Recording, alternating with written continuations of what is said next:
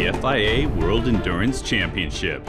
Following the regulations of the 24 Hours of Le Mans, the World Endurance Championship, known as the WEC, has become one of the most respected racing series in the world in only 2 years. The reasons for its success are as simple as they are numerous. GT race cars wheel-to-wheel with Le Mans prototypes, amateur drivers next to professionals, petrol engines up against diesel engines, hybrid concepts competing with conventional drive systems. All that carried out on 8 of the most spectacular racetracks in the world, spread out over 4 continents, a unique combination in automotive racing. The WEC, the full championship of the endurance all around the world, is the base stage to make the demonstration of the top technology for race car.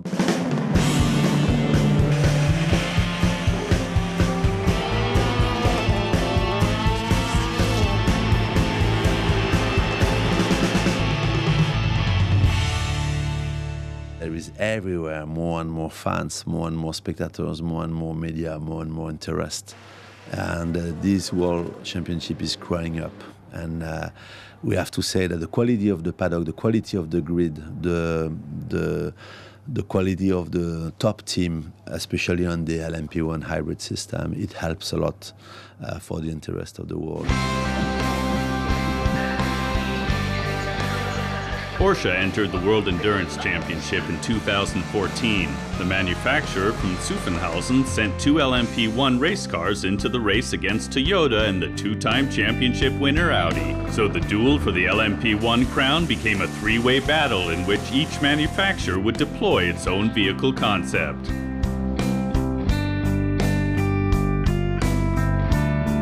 Audi once again started the season with its turbocharged V6 diesel engine, while Toyota entered its 8-cylinder petrol engine, and Porsche its 4-cylinder turbocharged petrol engine. And each manufacturer went their own way with the hybrid systems as well.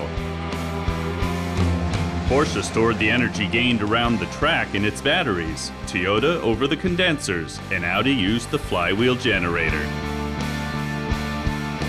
Despite the choice of technology, the rules regulated a maximum amount of energy to maintain a level playing field between the different vehicle concepts. It's a huge step forward technologically speaking. The concept of taking the amount of energy which a car uses in a lap, I find it's really stimulating and a big challenge for the manufacturers. That's the way I see it. It's not how many liters of fuel you have to do a lap. It's how much energy you will use during the lap, being it the energy which you transport or the energy which the driver has through the car to generate to do the lap.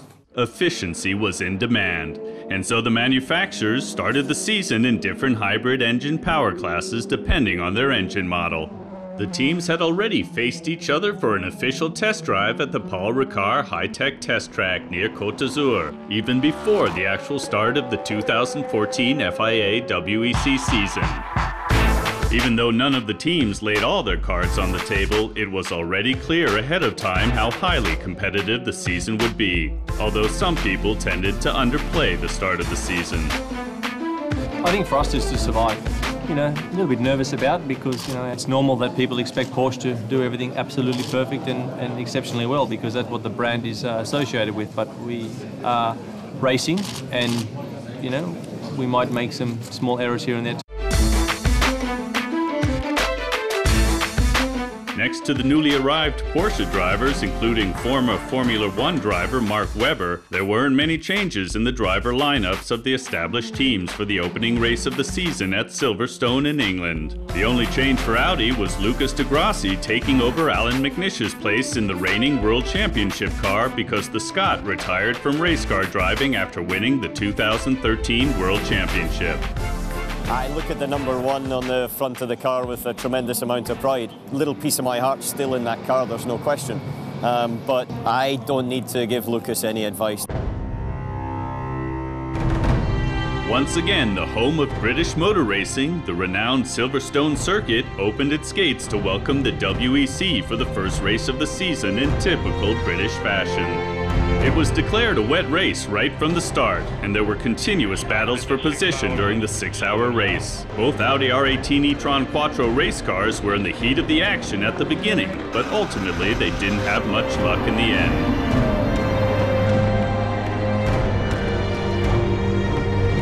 Came flat out through the field, so it made it really exciting, and I had a lot of fun in the car battling with them. And obviously when you take the lead and you do the fastest lap, it means we have a good car, and it's a satisfaction. But then things start to go wrong.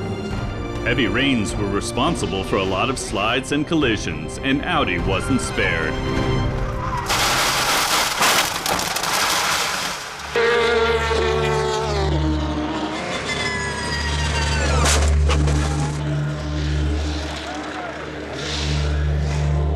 Though both drivers were unharmed, the manufacturer from Ingolstadt closed its pit doors at 4:15 p.m. local time, ending the opening race of the season shortly after its midpoint.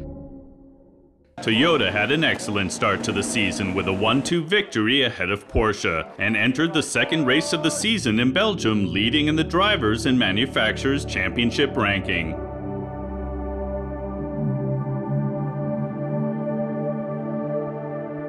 The Circuit de Spa-Francorchamps. The course of the track is unique in motorsports, and it's not known around the world as the Ardennes roller coaster for nothing. The classic Belgian track is traditionally presented at the obligatory grid walk.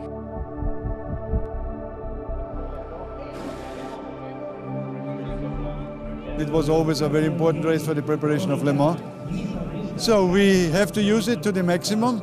We had a tough week behind us to prepare the cars, but this gave a lot of motivation to everybody, and we're looking forward to a great race here. After a qualifying with constantly changing weather conditions, the cars entered an extremely turbulent 6-hour race. The manufacturer from Ingolstadt entered a third car to its roster for this race, just as it would for the next race in Le Mans. The Ardennes roller coaster illustrated the power of the LMP1 race cars this year, and offered the countless fans overtaking maneuvers and continuous action at Spa-Francorchamps.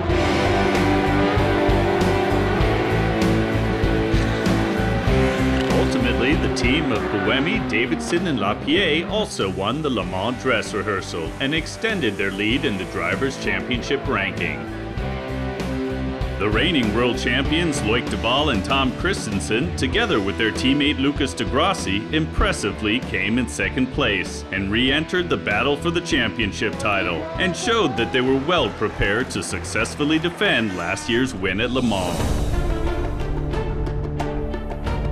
Le Mans, the most famous and prestigious endurance race in the world. Once again, the French town attracted thousands of motorsports enthusiasts to experience the unique atmosphere and scores of VIPs both on and off the track.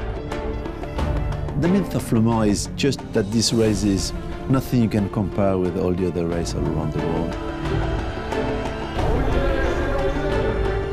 The 24 Hours of Le Mans is definitely the nirvana, the topics of the season for the WEC, because this event is the legendary event of the endurance. It was obvious that Porsche would be the center of attention as the Le Mans record holder returned after a 16-year break, and Audi, the dominating force of the classic endurance race over the past decade and a half, with last year's winning car driven by Loic Duval and Le Mans 9-time record winner Tom Kristensen, were also in the spotlight.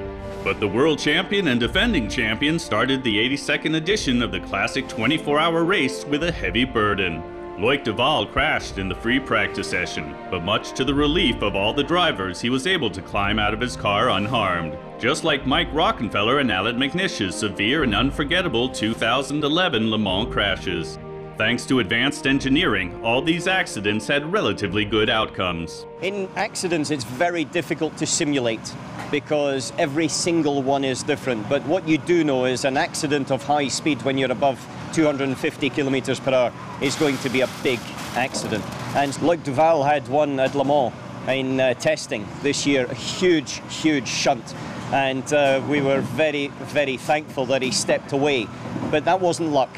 That was by design. The monocoque is the central point that everything else is built around. It is also, it's got crash structures to to protect the driver, and a new side impact zone here, just as on this point I'm at now. It is the main survival cell where the driver sits inside. Thanks to the latest safety technology, Loic Duval was spared the worst, but the race was over for last year's winner before it even began.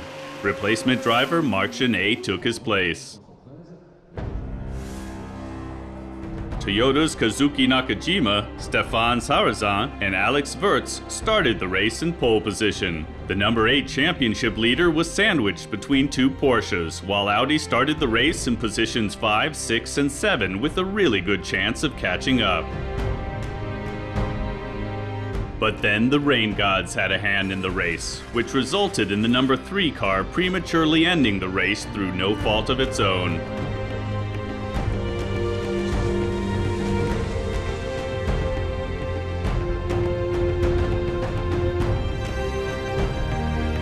But the manufacturer from Ingolstadt didn't let that distract them. They continued to battle for position as if advertising the glory of motorsports, and ended with a 1-2 victory on the Sarthe. Marcel Fessler, André Lotterer, and Benoit Trellier claimed Audi's 13th victory out of 16 races in Le Mans, as well as a personal hat trick.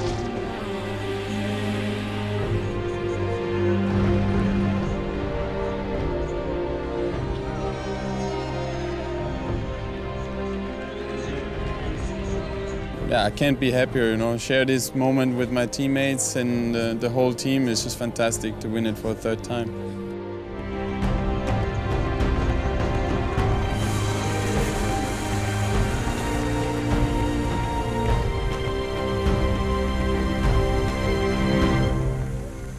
Audi claimed a lot of ground in the manufacturer's ranking with the double scoring of points in Le Mans, but Toyota still had a slight lead heading to the first overseas race in Austin, USA.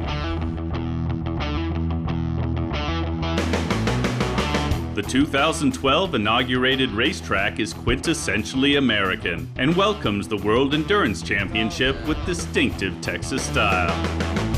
The 6-hour race started under blue skies and bright sunshine. The overseas premiere of the 2014 FIA WEC ran into the night and was filled with turbulence and fiercely competitive and close duels right from the start.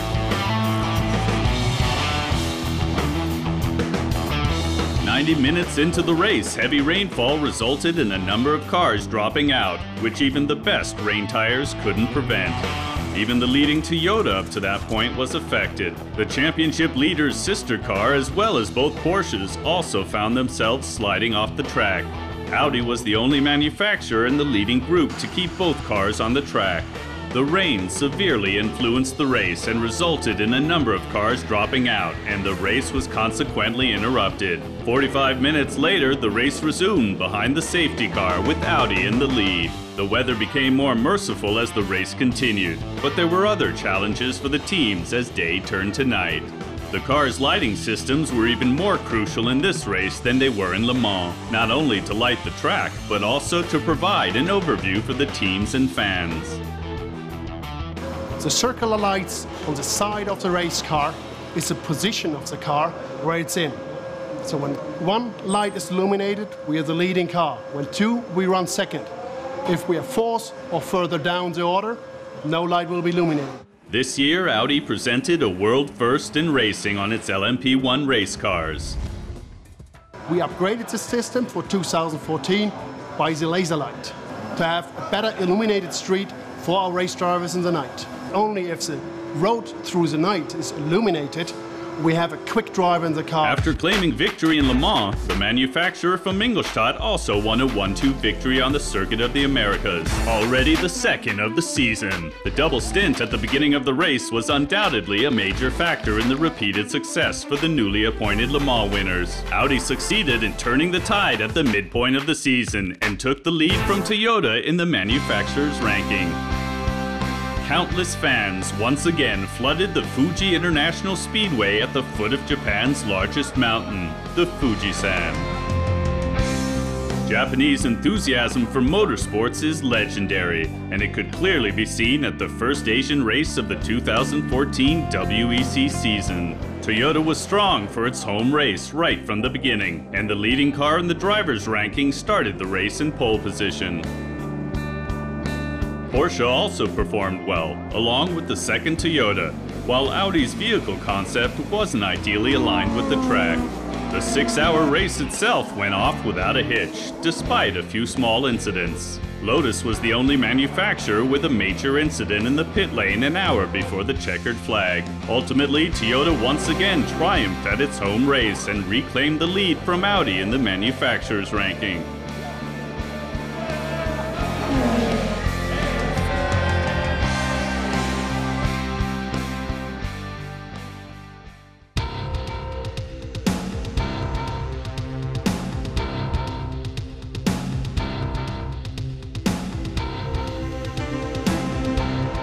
The Shanghai International Circuit, with the longest curve in motorsports, welcomed the WEC for the third-to-last race of the season. Porsche managed to score the pole position in the Middle Kingdom, its first milestone since returning to endurance racing. Leading drivers in the drivers' ranking, Sébastien Buemi and Anthony Davidson, started the race in second position.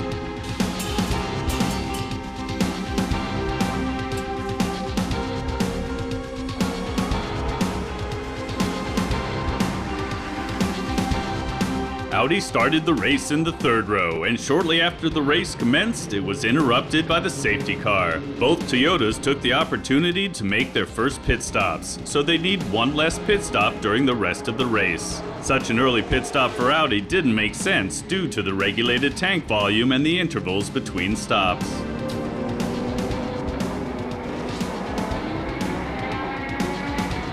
Toyota's decision to make early pit stops during the starting phase of the race set the course to ultimately claiming victory.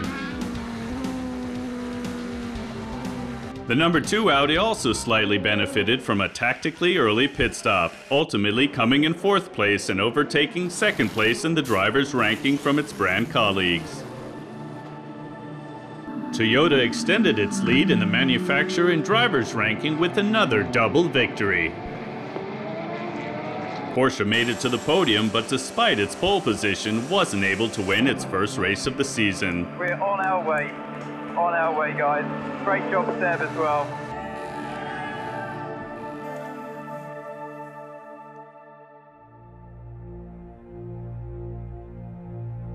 Gün dolandı dağı taşı, dinmiyor gözümün yaşı. The Kingdom of Bahrain welcomed the WEC with its own characteristically oriental flair. Palm trees towered over the paddock as a buffet opened for exuberant teams for the second-to-last racing weekend of the year.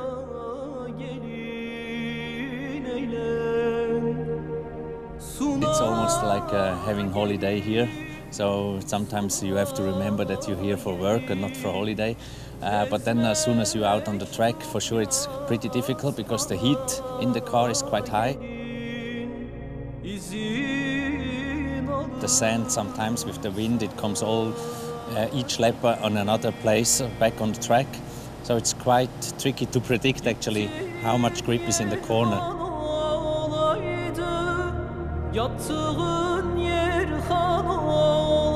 Formula One star Fernando Alonso watched as the drivers awaited the start of the race.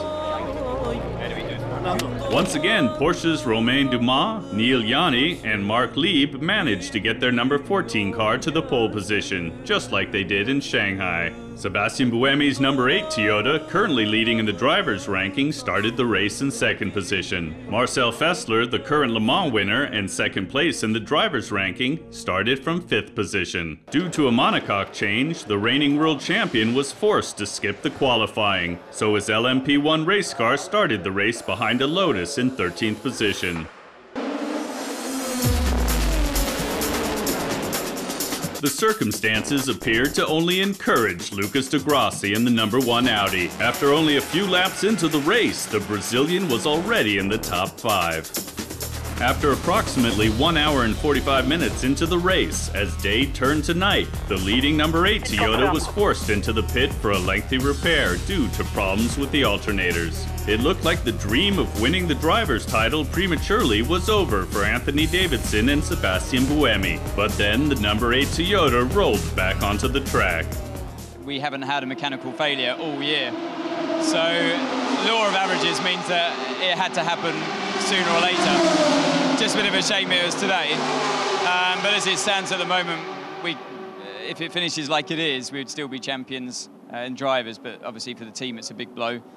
So yeah, disappointment all round really. Not the way, if we do win it, not the way we wanted to win it. We wanted to win the race today. About 75 minutes before the checkered flag, both Audi race cars were burning up the track with the 2 fastest lap times. But ultimately, it wasn't enough to get the manufacturer from Ingolstadt up on the podium.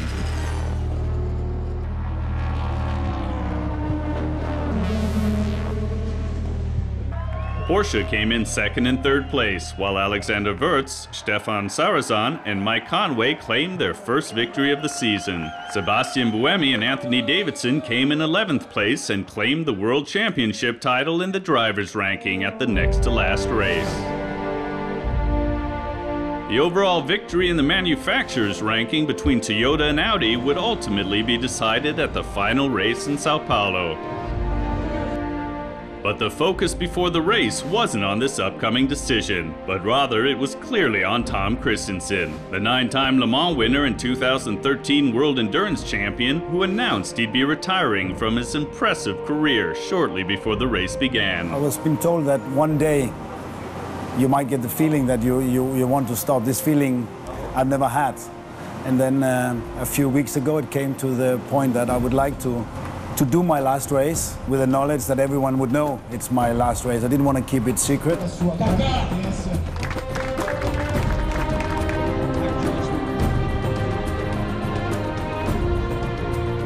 I feel very honored to have the opportunity and the chance to fight him. He's a great driver, he has achieved so much, so we can really say he's a legend.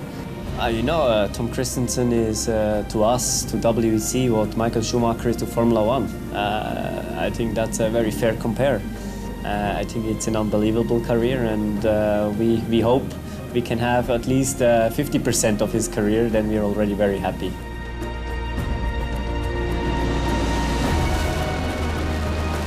The season finale in Sao Paulo started off with a bang and soon had its first changes in position at the head of the pack.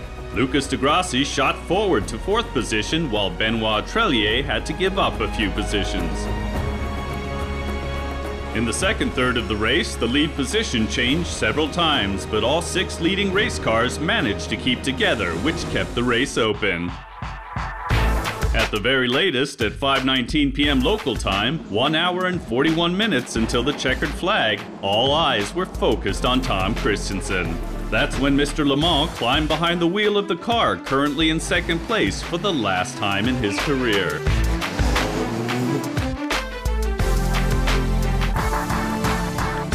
There was a moment of shock approximately 27 minutes before the end of the race. Mark Webber was embroiled in a serious collision, but luckily he and the Ferrari driver involved pulled through without any serious injuries. The remaining Porsche behind the safety car went on to win its first victory of the year. Toyota claimed victory in the manufacturer's ranking, but that still couldn't dampen the joy the significant race held for Audi, with the 3rd spot on the podium. It's the best weekend I've ever had in racing, and it has been absolutely overwhelming. I'm if I dare say, the most proud person in the world today, the most happy person. It just proves that this is and was the perfect and right time for me to end my career. So yeah, it's a happy man returning home. After the FIA WEC season finale, Tom Kristensen happily hung his helmet up, but will remain with Audi as a consultant. Perhaps it's something that shouldn't be underestimated, because next year Sao Paulo will be replaced with the Nürburgring, and the battle for the endurance racing crown will start anew.